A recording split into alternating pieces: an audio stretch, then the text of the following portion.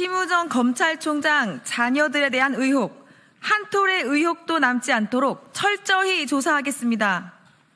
국민 여러분, 어제 출범한 더불어민주당 심우정 검찰총장 자녀 특혜비리 진상조사단의 첫 활동으로 어제 외교부로부터 제출된 자료들을 분석하고 조사한 결과를 보고드리겠습니다.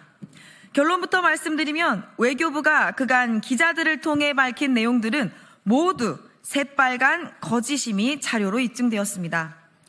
국립외교원은 심 총장 자녀의 응시 자격 미달 문제에 대해 그동안 응시생들이 학위 취득 예정서를 제출하면 자격 요건을 갖추는 것으로 인정해왔다며 심 총장 자녀에 대한 극진한 배려는 없었다고 밝혔습니다. 국립외교원이 제출한 자료들을 확인한 결과 최근 3년간 기간제 근로자 석사급 채용 건수는 총 6건이며 이 중 석사 학위 취득 예정자가 채용된 사례는 2건이었습니다. 현재 채용비리 의혹이 제기된 심 총장 자녀가 지원한 기간제 연구원 다급 1건과 통번역 업무를 위한 초단기간 기간제 채용 1건으로 총 2건입니다. 결국 심 총장 자녀가 지원한 기간제 연구원 다급 채용 과정에서 석사 학위 취득 예정자가 합격한 사례는 심 총장 자녀가 유일한 것으로 밝혀진 것입니다. 이로써 심 총장 자녀에 대한 극진한 배려가 없었다는 국립외교원의 해명은 새빨간 거짓말임이 드러났습니다. 네, 인천 서구 국회의원 이용호입니다. 회견문 이어서 읽겠습니다. 다음으로 외교부는 심 총장 자녀가 지원한 공무직 채용 과정에서 1차 공고 후 적격자가 없어 전공 분야를 기존 경제 관련해서 국제정치 관련으로 변경했다면서 응시 자격을 변경해 재공고한 사례가 과거에도 있었기 때문에 심 총장 자녀에 대한 특혜가 아니라고 해명했습니다.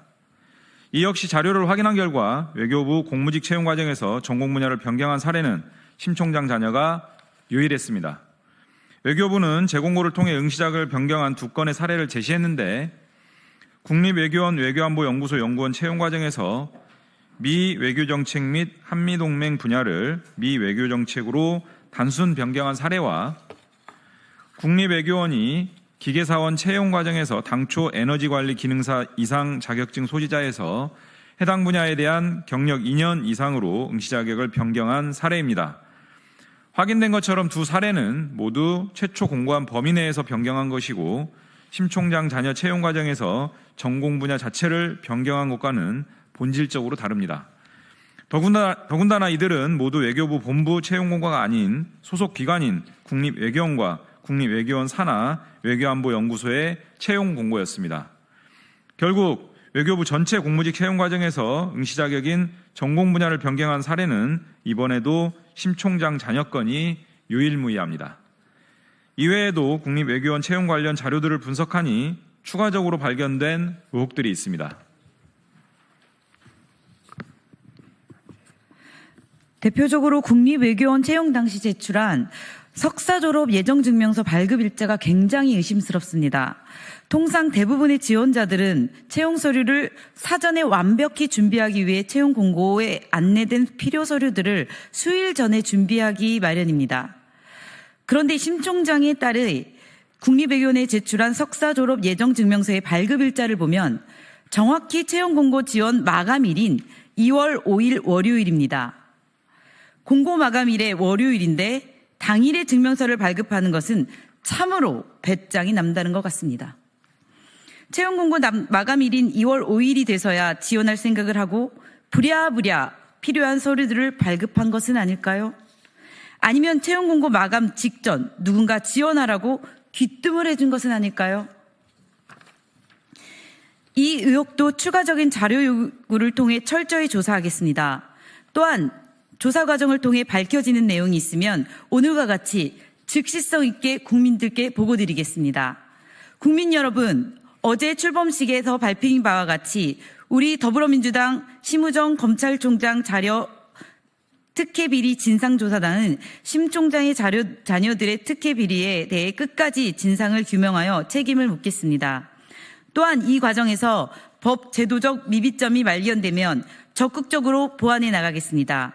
2025년 4월 3일 더불어민주당 심우정 검찰총장 자녀 특혜비리 진상조사단 일동.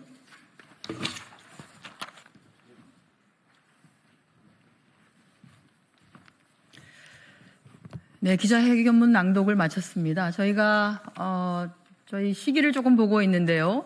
관련한 사안과 관련해서 오늘 물론 대정부를 상대로 한 현안 질의도 있습니다만 관련해서 심우정 검찰총장이 이 과정에서 얼마나 깊숙이 관여됐는가라고 하는 것에 대한 의혹을 떨칠 수가 없습니다. 그래서 관련한 것과 관련해서 우리 진상조사단이 필요하다면 대검을 항의 방문할 가능성도 있다라고 하는 말씀을 드리면서 오늘 기자회견 이것으로 마치도록 하겠습니다. 고맙습니다.